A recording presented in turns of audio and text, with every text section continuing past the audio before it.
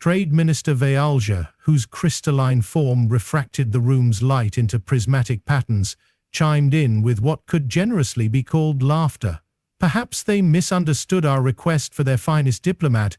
This appears to be their finest elementary school student. Station Commander Gorvak clicked his mandibles in what passed for Manthari amusement.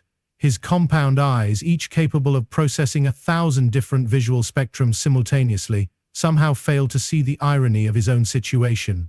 The human designation reads Kira Voss, age 19, junior diplomatic attaché. Junior. They have sent us a junior representative to negotiate the most significant trade agreement in their species' history. Kira Voss, the subject of their collective derision, sat perfectly still in her chair, hands folded neatly in her lap. She wore the standard Earth diplomatic uniform, a simple navy blue jacket and skirt that looked positively primitive compared to the flowing robes, ceremonial armor, and bioluminescent accessories adorning her alien counterparts. Her brown hair was pulled back in a practical ponytail, and her green eyes held an expression of polite attention that her critics mistook for naive wonder. The truth, as is often the case with cosmic jokes, was far more complex. "I suppose," Kira said in a voice that carried just enough of a youthful tremor to be convincing, "I should begin by thanking you all for this opportunity.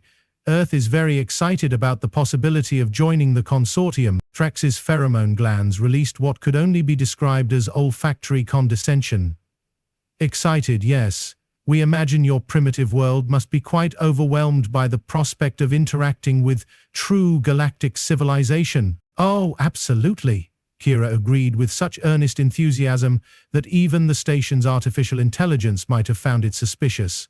"We've learned so much just from studying your public records. The consortium's expansion into the Outer Rim territories has been particularly fascinating." A moment of silence fell over the room. The kind of silence that occurs when several very smart people suddenly realize they might not be as smart as they thought they were. "Public records." Vales's crystalline form shifted slightly, creating new patterns of refracted light that indicated either curiosity or concern. "Well, yes," Kira continued, pulling out a tablet that looked laughably primitive compared to the holographic displays and neural interfaces used by the other delegates. "Earth's Diplomatic Academy requires extensive research before any negotiation. We've been studying consortium activities for the past 18 months. Gorvak's compound eyes swiveled toward Threx, who was beginning to emit pheromones that suggested mild panic. "What sort of activities have you been studying, young human?" "All the usual diplomatic things," Kira said with a smile that could have powered a small star. "Trade route establishments, territorial negotiations, resource allocation disputes, that fascinating situation with the Helix Nebula mining rights, for instance, and of course, the recent military buildup along the Sigma Persei corridor." The temperature in the room seemed to drop several degrees, which was particularly impressive considering the station's environmental controls were designed to maintain perfect atmospheric conditions for 17 different species simultaneously. "Military buildup?" Threk's voice had lost much of its earlier condescension. "I'm not certain what you mean by that, young human." "Oh, I'm probably just confused," Kira said, her fingers dancing across her primitive tablet. "I mean, when we detected the Dominion fleet's third battle group moving into position near the Andromedan Gate, we naturally assumed it was related to the upcoming negotiations. But perhaps it's just a coincidence?" The silence that followed could have been used to calibrate quantum vacuum detectors. The Dominion fleet was not by any reasonable measure a topic that junior diplomatic attachés should be discussing casually. The fleet was the galaxy's most feared military force, commanded by beings who made the consortium's members look like particularly aggressive kindergartners. They were ancient, powerful, and had a distressing tendency to show up whenever the galaxy's power balance needed what they euphemistically called adjustment. "The Dominion fleet," Veiji said carefully, "is not a party to these negotiations." "Oh, of course not," Kira agreed. "That would be like inviting a supernova to a candlelit dinner, although—" She paused, consulting her tablet again. "I did notice that Commander Zarn's flagship, the Worldbreaker, has been maintaining a stationary position approximately 3 light-years from this station for the past week. Probably just a coincidence, though. Commander Zarn, Even the station's artificial intelligence seemed to shudder at the mention of that name. Zarn was what happened when evolution got bored with making ordinary apex predators and decided to try something more creative. He belonged to a species that had never bothered to give themselves a name, partly because they had eliminated everyone who might have needed to call them something, and partly because they considered names to be a luxury for beings who needed to be distinguished from others of their kind. Zarn was the only one of his species anyone had seen in living memory, which suggested either extreme longevity or an unsettling approach to family planning. His reputation preceded him like a shockwave. Star systems had been known to surrender rather than risk drawing his attention. The consortium had spent considerable resources ensuring that their activities never crossed paths with Dominion fleet operations, particularly those involving Commander Zarn. Unhuman, Gorvak said, his mandibles clicking in patterns that suggested either stress or the beginning of a molt. You seem to be under several misapprehensions about the nature of these negotiations. Am I? Kira tilted her head with the kind of innocent curiosity that made seasoned negotiators break out in cold sweats.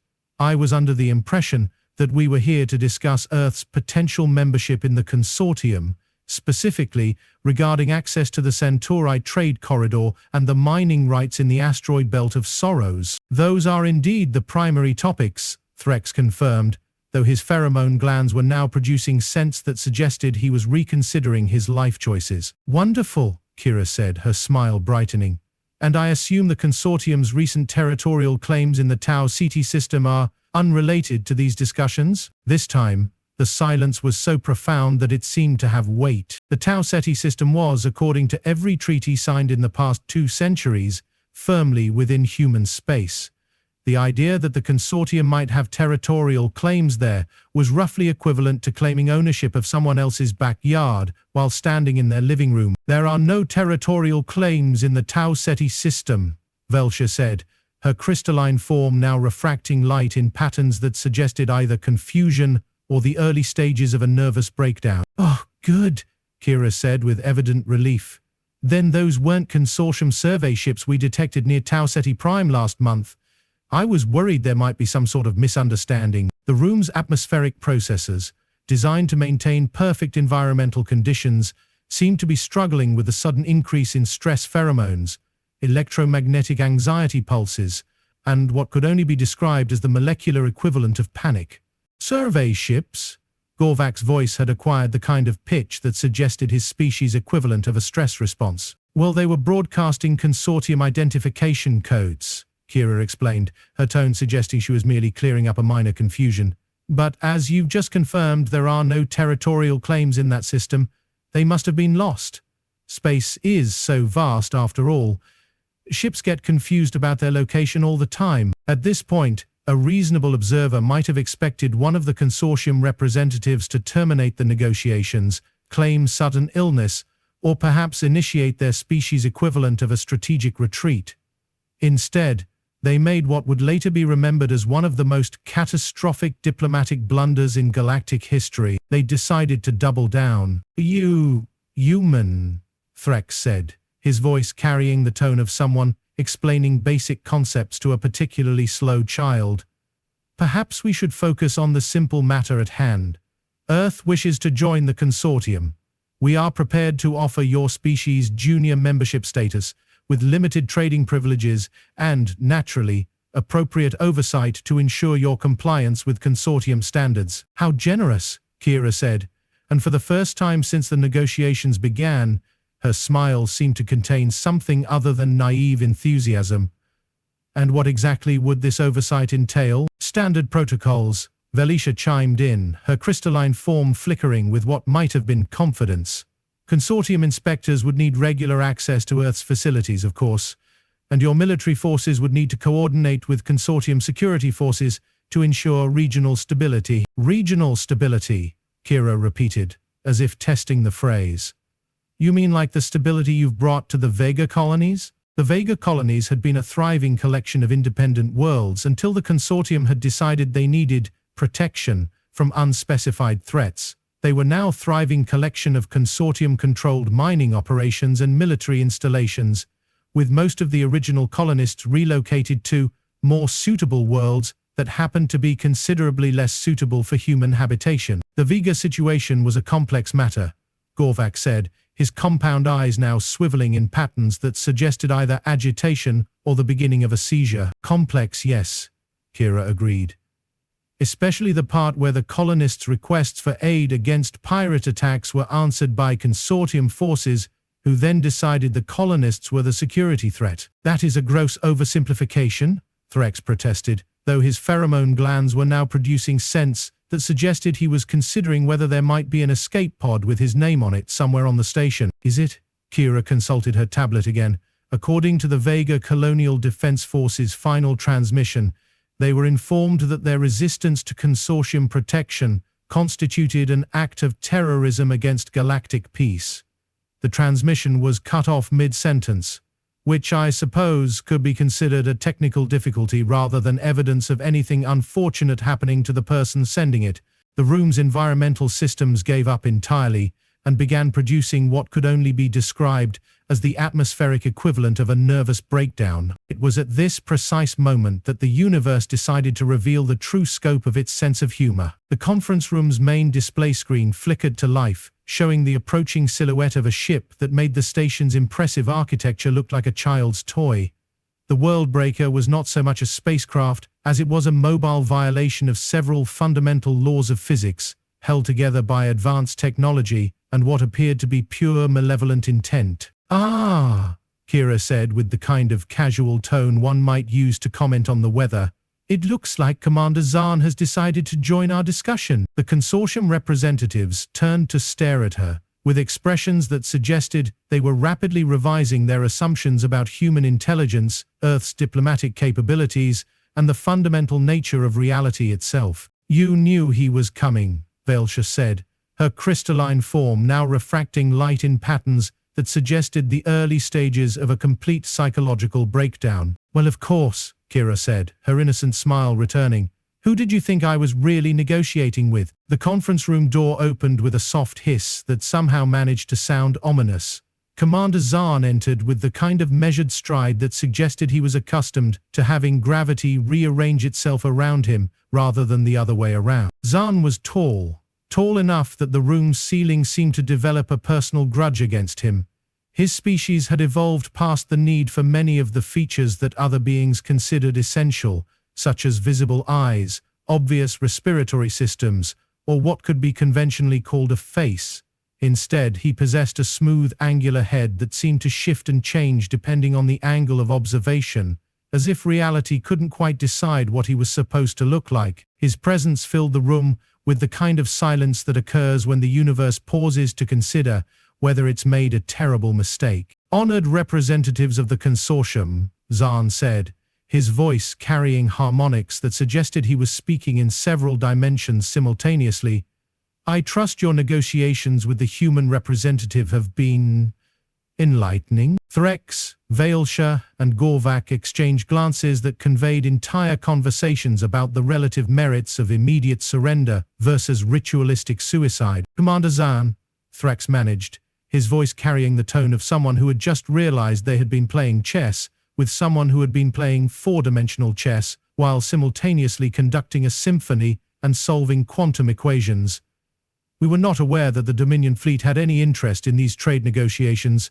The Dominion fleet, Zarn replied, has interests wherever the balance of galactic power is threatened by incompetence, corruption, or the kind of spectacular overreach that would make lesser beings cringe with embarrassment. His attention turned to Kira, who met his gaze with the kind of calm confidence that suggested she had been expecting this moment. Miss Voss, Zarn said, and his voice carried what might have been respect, if beings like Zarn were capable of such mundane emotions. Your analysis of the current situation is both accurate and thorough.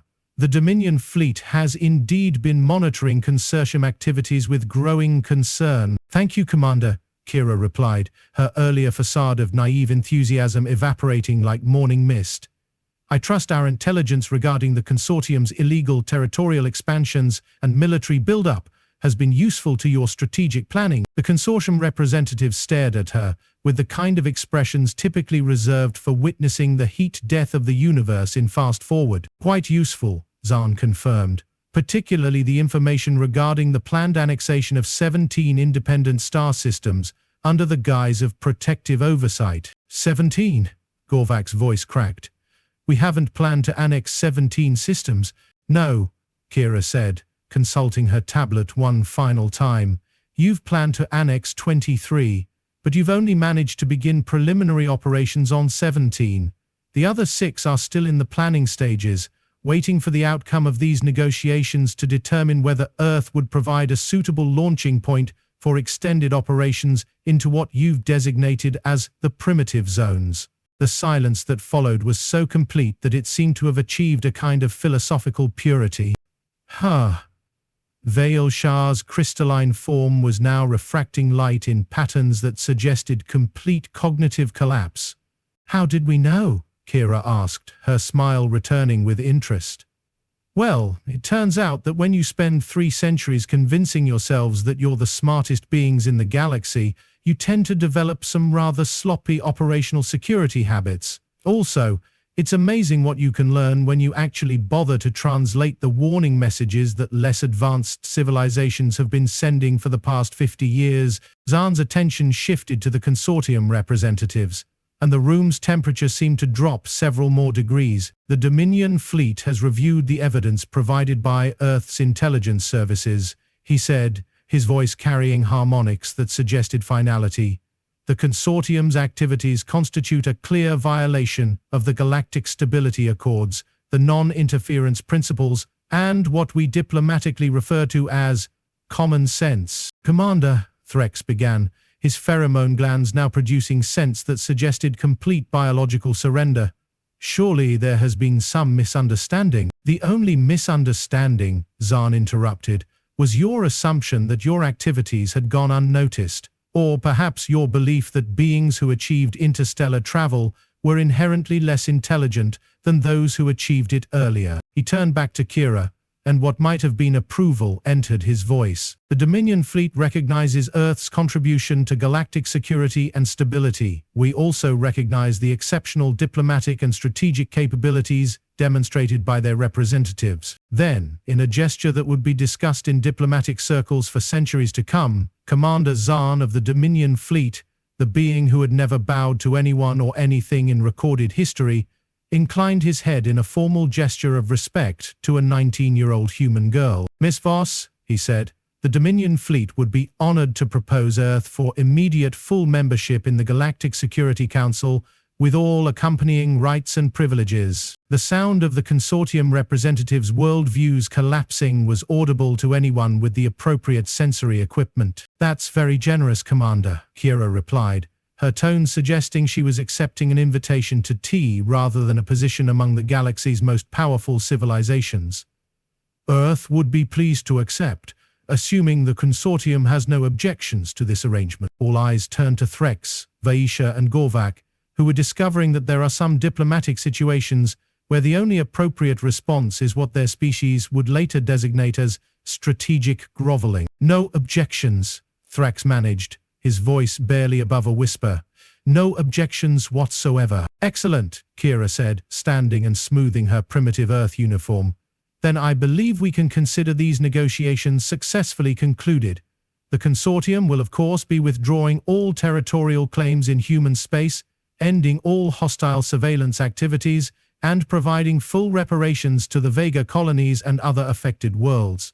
Of course, Valthessa whispered, her crystalline form now refracting light in patterns that suggested complete psychological defeat. Naturally, Gorvak added, his compound eyes no longer able to focus on anything in particular. Commander Zarn observed this exchange with what might have been satisfaction. If beings like Zarn experienced such mundane emotions, the Dominion fleet will be monitoring the situation to ensure compliance, he said, his voice carrying harmonics that suggested this was not a request. We trust there will be no further misunderstandings. As the consortium representatives filed out of the conference room with the defeated posture of beings who had just learned that the universe had a sense of humor and they were the punchline, Kira gathered her primitive tablet and prepared to leave. Miss Voss, Zarn said, his voice carrying what might have been curiosity. One question, if you would permit it. Of course, Commander. How long has Earth been aware of the consortium's true activities? Kira's smile returned, bright enough to power several small star systems. About 3 years, she said. Right around the time we realized that the trade negotiations were actually reconnaissance missions, and the cultural exchange programs were really intelligence-gathering operations. Earth's intelligence services aren't as primitive as most species assume, and the decision to send someone of your apparent age to these negotiations? Psychological warfare, Commander. Nothing disrupts the plans of beings who consider themselves intellectually superior quite like being outmaneuvered by someone they've dismissed as a child. Zarn's angular head shifted in what might have been approval. Your species shows promise, Miss Voss.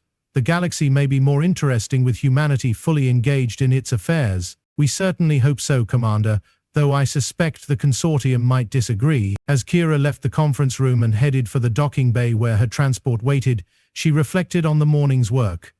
The consortium had been neutralized, Earth had gained a position of unprecedented influence in galactic affairs, and she had managed to do it all without spilling a single drop of coffee on her uniform. Behind her, the Nexus Prime's artificial intelligence was already processing the news that would spread across the galaxy within hours.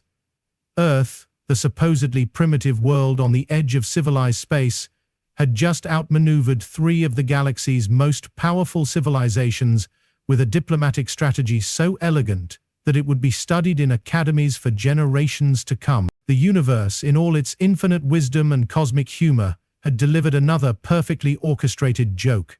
The consortium had spent 3 centuries convincing themselves they were the pinnacle of galactic civilization, and it had taken one young human with a primitive tablet and a talent for asking uncomfortable questions to prove them wrong. As her transport departed Nexus Prime, Kira looked back at the gleaming station and wondered if the consortium representatives had figured out yet that the junior diplomatic attaché they had dismissed so casually was actually the youngest person ever to graduate from Earth's Advanced Strategic Intelligence Academy. Probably not, but they would eventually. After all, they had plenty of time to think about it while they were explaining to their respective governments how they had managed to lose a galactic power struggle to a species that had only discovered faster than light travel 50 years ago. The universe, it seemed, was still laughing. The universe, in all its infinite wisdom and cosmic humor, had a peculiar way of arranging the most delicious ironies. Take, for instance, the Zentharian Trade Consortium's newest diplomatic station, Nexus Prime, a gleaming testament to advanced civilization that somehow managed to house the galaxy's most spectacular collection of arrogant buffoons. Floating in the neutral zone between 17 different star systems, Nexus Prime was where the galaxy's self-appointed elite gathered to divvy up trade routes, resources, and the occasional primitive species that wandered too close to their sphere of influence. The station itself was a marvel of engineering, crystalline spires that could slice through space-time, gravity wells that defied 3 different schools of physics, and a central hub that rotated faster than most planets spun. It was by any measure impressive. What wasn't impressive was the intellectual capacity of its current occupants. The Zentharian Trade Consortium had spent the better part of 3 centuries convincing themselves they were the pinnacle of galactic civilization. Their members included the Korthani, reptilian beings who communicated through complex pheromone patterns, and considered themselves master strategists, despite losing their last 4 territorial disputes. Then there were the Zephirites, crystalline entities who processed information at the speed of light, but somehow always arrived at the wrong conclusions. The Manthari rounded out the triumvirate of cosmic incompetence, insectoid creatures with hive minds that functioned about as well as a committee of caffeinated toddlers. And now, in their boundless wisdom, they had decided to graciously allow humanity into their little club. The catch? They had to negotiate with Earth's representative first, which brings us to the cosmic joke currently unfolding in Conference Room Omega 7, where Ambassador Threx of the Korthani delegation was examining what appeared to be a child with the kind of bewildered expression typically reserved for unsolvable mathematical theorems. "This cannot be correct," Threx hissed, his forked tongue flicking out to taste the air for deception. "The humans have sent us a hatchling,